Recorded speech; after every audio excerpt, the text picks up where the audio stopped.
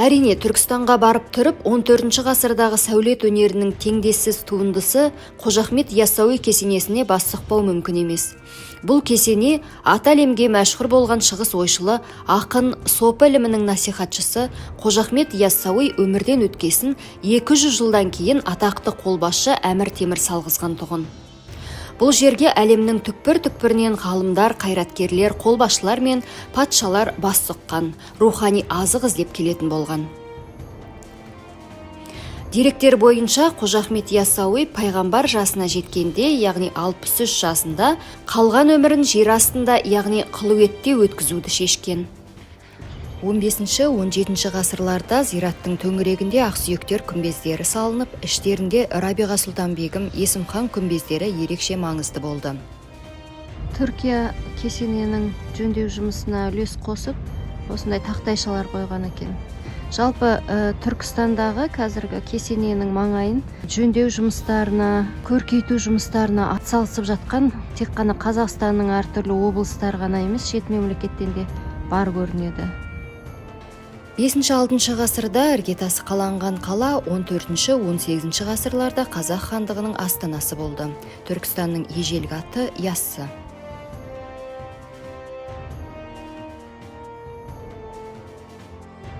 Қожа Ахмет Яссауи кесенесі туралы 16 ғасырда Өзбекхан Исфахани былай деп жазған екен. Аса қасиетті қожаның сахабасы орналасқан Яссы қаласы өрісі кең әрі құнарлы жер. Түркістан аймағының орталығы Яссы қаласына тауарлар мен қымбат бағалы заттар жеткізіледі. Сол жерде оларды сату басталды. Сондықтан ол көпестердің тең жүктерін шешіп, саяхатшылар тобын ол елге аттандыратын болды. Осы қасиетті деген сөздің өзінен Қожа Ахмет Яссауиға деген құрметтің қандай екенін көрсетеді.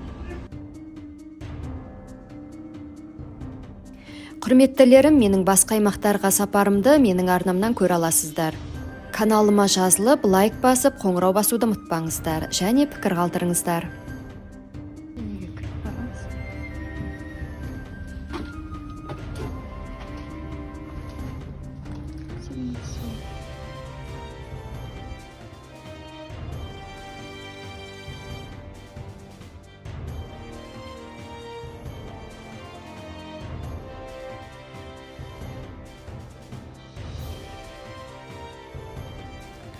Қожа Ахмет Яссауи кесенесінде қазақтың хандары, би сұлтандары, қолбасшылар мен батырлары өз қалауларымен осы жерге жерленген. Олардың тізімін кесенеге кірсеңіз көресіз. Бұл жерге енді экс-президенттер де жерленетін болады екен деген қауесет бар.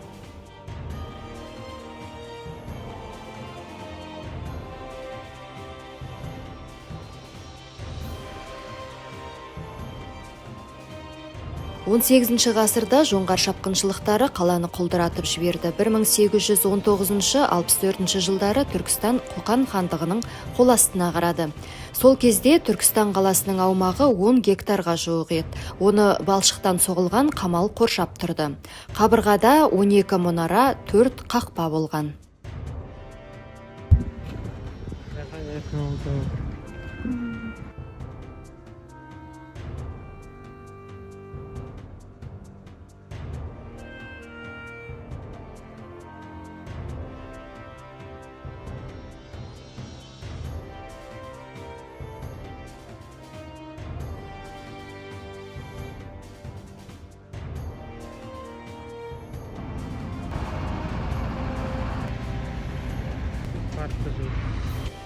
Енді Ачөтчук деген тойханаға, асханаға түстенуге бет алдым.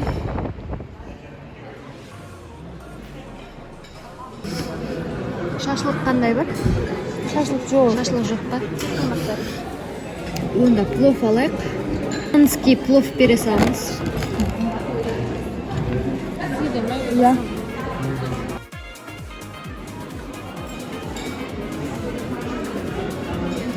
Самса, Түркістанның самсасы. Мынау ханский плов.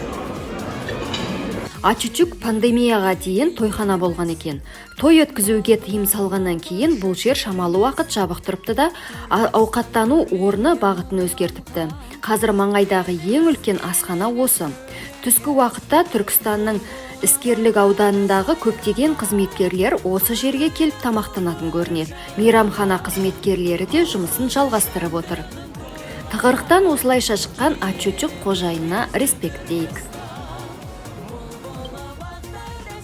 Асханадан шығып, Бекзат Саттарханов даңғылымен төмен түстім.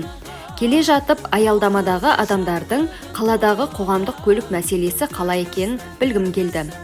Түркістан облыс орталығы болғалы қандай өзгерістер болғанын сұрағым келді. Облыс орталық болмай тұрған кездегі Түркістанмен салыстырса қалай өзгеріс қандай? Өзгеріс өте көп. Қазір жағдай жақсы. Қандай өзгерістер бар? Қандай болғанда, баяғыға қарағанда тәртіп бар, шамал болса да. Көшеде де, басқа жерде де, көліктерде де. Автобустардың сапасы қандай? Жақсы ма, қандай? Кішкентай, үлкен. Бұйырғаны ғой енді. Болмаса ондай нәрсе. Ескі тесіліп жер көрініп тұрады. Кейбір автобустарда сосын адам толтырып мініп алады, сыймай тұрады. Шоферлар слишком қаттайды. Ішінде адам тұрғанына қарамай, пыс айтып.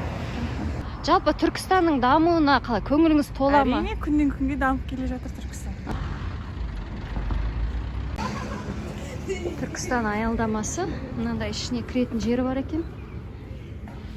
Бұның ішінде адам жоқ, онша адамдар кірмейтін көрініп тұр. Себебі жалпы Түркістан жылы қала ғой, сондықтан мынандай жабық аялдаманың жаңбырлы күн болмаса аса қажетті де жоқ сияқты. Бірақ енді салынған жақсы.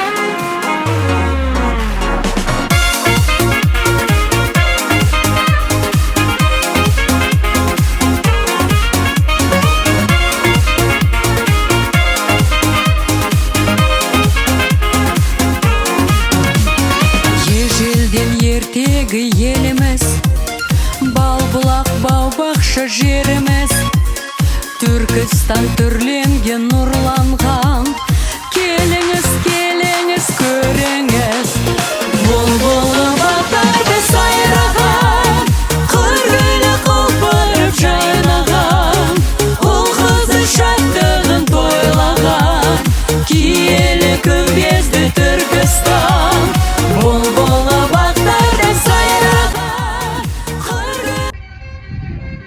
Неге екенін білмеймін, Түркістан десе Қожа Ахмет Яссауи атындағы халықаралық қазақ-түрік университеті есіме түседі. Тәуелсіздік алған жылы құрылған алғашқы университеттердің бір емес пе. Сондықтан осы университетті сыртынан болса да көріп қайтайыншы деп шештім. Университет аумағы өте үлкен екен, оқу орны маңайын әдемі ландшафтпен сәндеп қойыпты. Университетте 10 мыңнан аса студент бар екен. Оқу ақысы қымбат па? Оқу ақысы ма, иә, өте қымбат болғанда. Кейбіреуіне қымбат, кейбіреуіне арзан болып көрінеді. Жалпы жылына қанша төлейсіздер? Мен өзім төлемеймін, мен грантқа түскен қызмет. Ал былай төлейтін адамдарға жылына болғанда 100 нәрсе төлейді.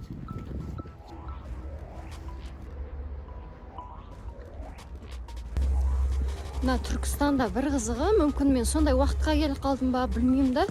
Бірақ көшеде адам өте аз да. Шымкентпен салыстырғанда тіпті бұл жақта көшеде адам өте аз. Әлде халық аз ба? Кешіріңіз, сізден сұрасам бола ма? Түркістанда көшеде неге адам аз? Енді қазір пандемия емес пе? Шымкентте көп жүр ғой көшеде. Келесі бағыт базарға. Түркістанның орталық базарына такси ұстадым. Жол жөнекей такси жүргізушісіне сұрақта жаудырып келдім. Халыққа жұмыс көбейіп жатыр, көркейіп жатыр. Көптеген жаңаша нәрселер басталып жатыр. Көп дамып жатыр. Су тартылу, газ тартылу жағы қандай? Газ тартылуы менің өзім көруім бойынша 30-40% тартылды. Үйлердің сапасы қандай? Үйлердің сапасы енді жақсы емес. Сапасы сәл нашарлау. Салынып жатқан жолдардың сапасы сәл нашарлау болып жатыр. Бірақ жұмыс жүріп жатыр, сапаға мән беріп жатқан жоқ та онша. Түркістанның болашағын қалай көресіз? Қандай болады болашағы? Болашағы енді андай мен көз алдыма елестеуі туризмнің қаласы. Туризм дамыған қала деп елестейсіз? Туризм дамыған қала сондай деп елестеймін.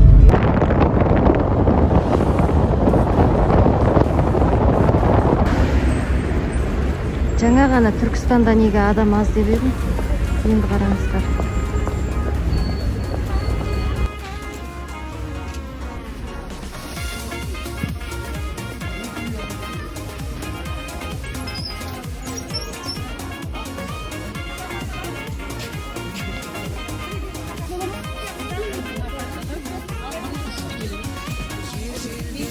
Тегі еліміз, бал бұлақ бау бақша жеріміз, Түркістан түрленген нұрланған.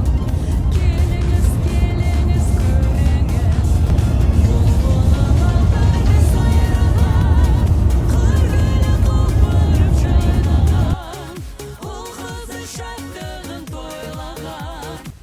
Еліміздің оңтүстігіне сапарым осымен аяқталды. Шымкент және Түркістан қалаларында болдым. Оңтүстіктің халқы өте сондай ашық жарқын, адаммен тез тіл табысқыш. Түркістанға келіп қуандым. Неге десеңіздер, Түркістаннан туристік перспектива көрдім деп айтсам болады. Құрылыс қарқынды өте жақсы жүріп жатыр. Әкімшілік аудан бар, сосын рухани аудан бар. Екеуі де жақсы дамып жатыр. Сосын мені бір қуантқан нәрсе, салынып жатқан құрылыста бірізділік бар. Жалпы бұл жақтында өзінің проблемалары бар. Туризмнің дамуына бірден бір үлес қосатын жол жақсы. Рухани, тарихи жерлер жөндеуден өтіп, реставрация жасалып, жөнделіп жатыр екен. Түркістанда жұмыс көбейді деп айтып жатыр халық. Ол жағы да қуантады. Бірақ үйлердің сапасына көңілдер толмаған адамдар бар. Газ жүргізілмеген, су жүргізілмеген аймақтарда бар екен. Сосын байланыс жағы кішкене нашарлау сияқты. Алматыға қайтып барам. Келесі аймақта кездескенше.